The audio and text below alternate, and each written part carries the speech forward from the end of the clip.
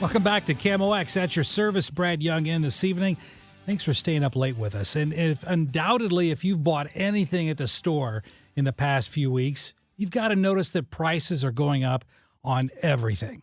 And amazingly, part of that, including gasoline prices, part of that reason comes from maybe a source that you didn't think about, and that is the lack of truckers. So to get the real information, to get to the bottom line of this, I wanted to reach out to Jim Grundy. He's the owner and CEO of Texas-based energy company Sisu Energy. Hey, Jim Grundy, welcome to KMOX. Hey, thanks for having me. Appreciate your time this evening. You know, there have been multiple business news reports this week predicting that energy prices, including gasoline, are going to continue to spike throughout the summer. And normally we always see gasoline prices go up during the summer because of increased travel. But this year, perhaps more than what we've seen in recent memory. But it's not really based on the usual suspect of shortages or travel. It's due to truck drivers. How will the availability of truck drivers impact gasoline prices this summer? Well, it's not just gasoline. If you take a look at the cost of wood right now, it's all but doubled in the last 4 months. You can go to any grocery store, especially down here in Texas. Just walk up and down the dry goods sections. You'll see empty shelves, and it is not incredibly bad. It's not a cause for major alarm right now.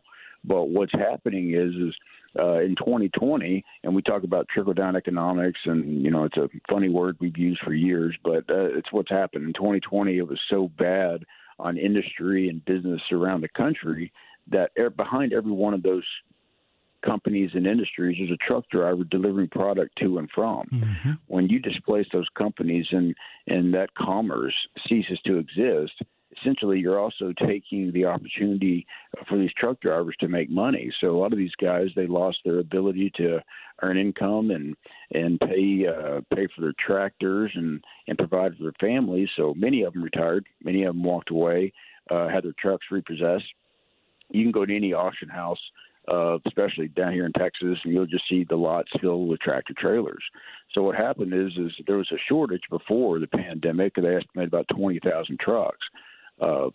Now that we're kind of sifting through the rubble of what 2020 meant, and we're kind of seeing the macro effect from an economic perspective, they estimate now that we're short of about 100,000 trucks.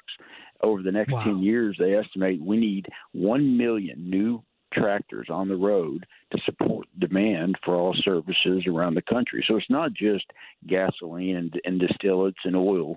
It's not just wood. We're talking basic groceries, clothing, across the board. You're going to have major infrastructure problems, and it's not just something that we see in North America. It's worldwide, really. Yeah, literally everything that's in a grocery store is there because a truck driver brought it there. It's one of those. It's common sense. I mean, we take it for granted. In this country, I think we've done a really poor job, probably since the early '80s, of identifying truck drivers and appreciating their worth. Mm-hmm. And I think we're really going to understand that over the next 2 to 5 years. Because the other problem that we're seeing is we're not getting a lot of applicants, not just with our company, but just in trucking in general. I think our society has done a poor job of identifying wonderful opportunities, and one of those is truck driving. For instance, I've got at Sisu Energy here in Fort Worth. We have 25, 26-year-olds making $250,000 net dollars a year and up, and that's more than hedge fund managers over in Wall Street. But we don't talk about that. No, we don't. But it's the truth. It is, and we're talking to Jim Grundy, owner and CEO of Sisu Energy. And Jim, I'm an attorney, and a lot of my clients, I represent a lot of trucking companies, here in the Midwest. And I'll tell you what they've told me, and I want to get your perspective on it. What they've told me is one of the reasons why that they can't find enough truck drivers is because of two trends. One is, and you've already partially mentioned this, is that truck drivers, a lot of them have made good money. They tend to be a little bit on the older side, and they've decided to retire.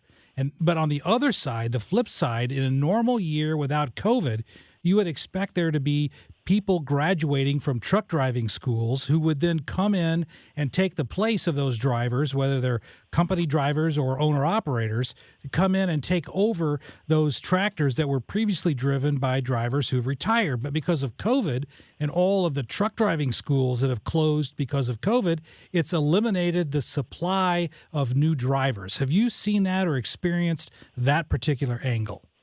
No, I mean, that's an awesome point. You're absolutely right. But then you have some additional constraints. For instance, now you're seeing insurance companies, because of the risk appetite in our climate with lawsuits and commercial companies really footing the bill, whether they're at fault or not.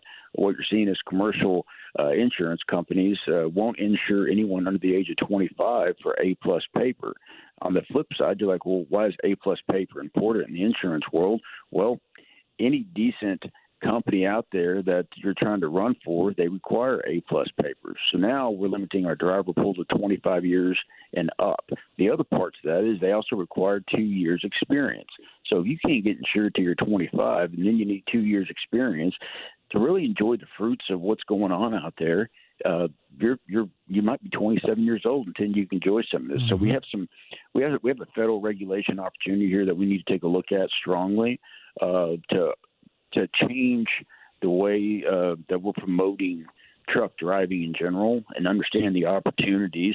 There's also a societal issue where I think, you know, we push a lot of people into college programs, and tongue in cheek here, you know, I've got a master's degree, so I'm not sitting there saying that going to college is wrong, and it's done me very well, but it's not for everybody. There's people out there, and we have a lot of college degree people that work for us because they do the math. They can come out at a 25-year-old. How many 25-year-olds really are entering the workforce making six figures? It's few and far between. You're exactly right. So then you look at what we're doing, and we, you know, it's not just us. There's a lot of truck companies, and there's younger guys that are making a killing in this industry, and I think we need to do a better job of promoting what we consider blue-collar work, such as electricians and plumbers and truck drivers, and all those opportunities are six-figure opportunities out there. We're talking to Jim Grundy. He's the owner and CEO of Sisu Energy, and Jim, I always like to say that a successful company has to be more flexible than a yoga instructor. So whenever you look at your company, at Sisu Energy, how did you respond to the pandemic? In other words, how are you flexible to come out of the pandemic in a strong position? Well, we came into the pandemic, we were 6 months old as a company. We had just started the company in late 2019 in the fourth quarter, and we hit the ground running. And you know, in the first quarter, we were really healthy, but at the end of the day, it comes back to relationships. We had some relationships and business contracts that carried us through 2020, and we really didn't see a downturn until about August, and that lasted for about 3 weeks. But then on the backside of it, because we kept our doors open and because we remained strong, the opportunities that have presented itself have, in a strange way, we came out of the pandemic, put us in a position that we've now positioned ourselves to realize even more fruits of what's going on, and there's more opportunities now. And here's a weird stat. In 2020, they estimate 34,000 trucking entities went out of business. That represents approximately 80,000 tractors. Some of those are one-tractor entities, but when 34,000 companies are shuttered within trucking, and then you look at the economy is starting to rebound itself and the demand of services are increasing every day, the problem's only going to get exacerbated even further. Well, I appreciate your perspective on that, and we're coming up here at the bottom of the hour, but I do have one additional question that I want to ask you. And again, we're talking to Jim Grundy, owner and CEO of Sisu Energy. But for the rapid increase of online shopping, you know, we've talked about some of the things that have impacted the ability of industry to have truck drivers, but with this just monumental increase of online shopping, which requires the shipping of more packages. How has that impacted the availability of drivers in your industry? Well, I think if anything, we need to embrace the optimization, the infrastructure, and the technology, and it's created opportunity for people.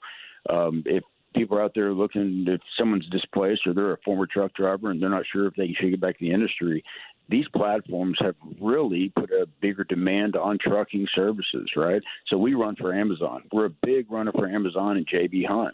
But even that, you can take a look at, JB Hunt. They're an amazing company. They're the biggest and the baddest in the country for moving freight. There's a major shortage there with those guys. And right now, I think it just screams opportunity. I think people need to evaluate their circumstances, and if truck driving is of interest and they want to get their family back on their feet, I think it's a wonderful opportunity to get back in the game.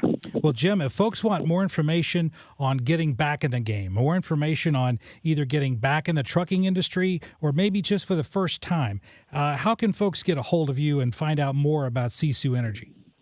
Yeah, well, you can visit our website at www.sisuenergyllc.com. That's SISU energyllc.com. They can call us at 817-717-1616. We have a YouTube channel. We've got a Facebook page. We're on Google.